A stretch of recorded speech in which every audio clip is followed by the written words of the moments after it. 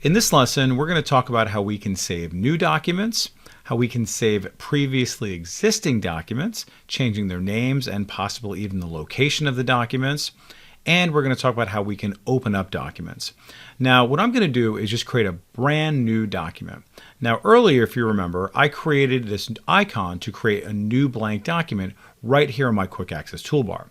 If I move my mouse over that icon, you're going to notice there is a keyboard shortcut, a very important one, of Control-N. That's a really great one to save you a lot of time when you're just doing a blank new document.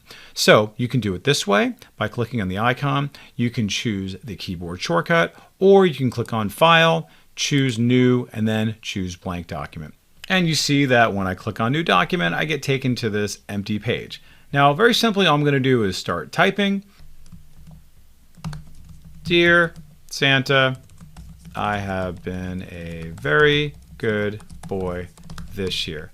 Beautiful. So very simply, I just type that out, and now I'm ready to save this. Currently, my document has no name. So if you look over here in the far upper left, you're going to see it might say document and then have a number after it. So currently, this is an unsaved document. So how can I save this? Well, I can either click on this little save icon, I can do Control-S as the keyboard shortcut in parentheses indicates, or I can go over here to File and then Save. Let's go ahead and do it this way. I click on that icon, and you're going to see here, it's going to come up and ask me, hey, what would you like to call it? Where do you want to save it? And I could very easily just keep it at this and save it in my Documents folder. I'm going to cancel out of this.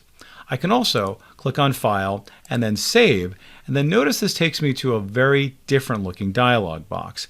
And this is essentially embedded right into Microsoft Word, but it does connect me to other parts of my computer. So you'll notice here, first of all, I have this Recent option, because Word is keeping track of the most recent folders you've been accessing. So if I click on that, you're going to notice a whole bunch of folders that I've been working on show up here.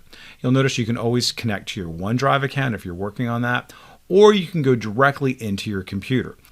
And you'll notice here I'm inside my Dropbox, which is embedded into my computer, and I'm going to save this into this Lessons folder. So I'm going to get into that, and I'm going to keep the same name as Dear Santa, and then very simply click on Save. And now if we look over here in the upper left, this is now currently saved as the name that I just gave it. Beautiful, super happy with that.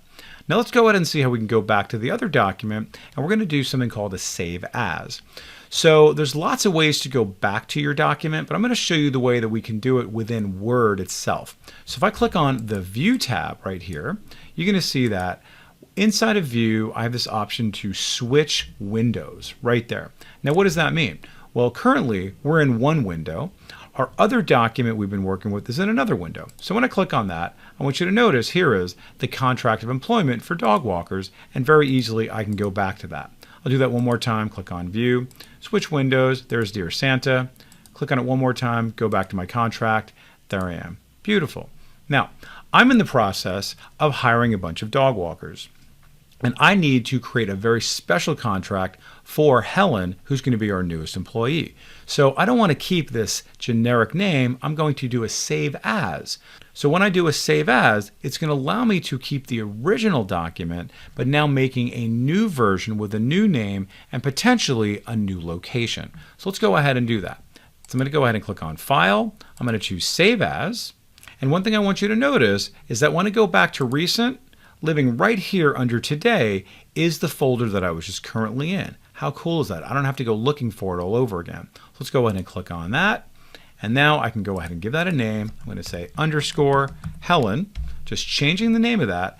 And my original one is still retained in its exact format and exact content as it was. But now I'm going to be able to create a new version of this called Helen, and potentially in a new folder if I wanted to as well. But I'm pretty happy with this, so I'm just going to go ahead and click on Save.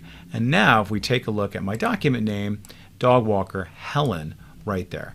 Love that, super valuable. Now let's go ahead and open up the other document we've been working with, because I want to have them both open at the same time. So very simply, I can click on File, and I'm going to choose Open, my third option down. And now immediately I'm going to go to Recent, but this time I'm going to go a little bit deeper, not my documents, but my folders. And I want you to notice here that 0104 has been saved.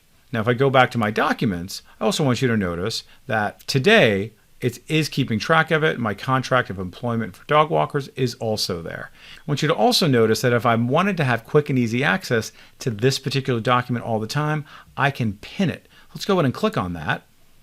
And now you'll notice that I have a whole group of options, including this one I just created, that is pinned for easy access. Great, so I'll never have to go hunting for this, no matter how old it is or where it's saved. Love that. So let's go ahead and click on it, open it up, and now I've got the generic template that I've created in addition to Helen's document opened up simultaneously. So you can see here there's a number of efficiency tools built into the program itself for organization and quick access. Namely, our keyboard shortcuts, looking at our recent folders, and even pinning.